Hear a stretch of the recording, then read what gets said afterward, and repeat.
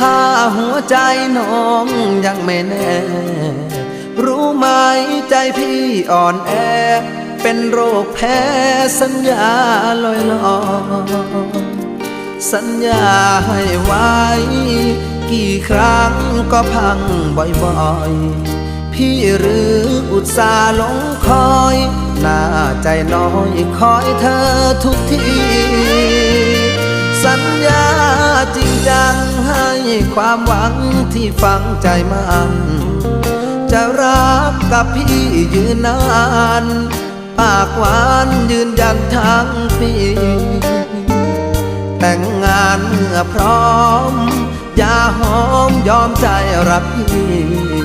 ผลลัพธ์ก็คือช้ำฟรีคนดีไม่มีสัจจาสัญญาเอ่ยมาแล้วก็ลาจากเหลือไว้เพียงซากกากคำหวานบั่นทอนชีวาเห็นเธอดีจากแทบไม่อยากจะเชื่อสายตาพี่เสียดายเวลาที่คอยหา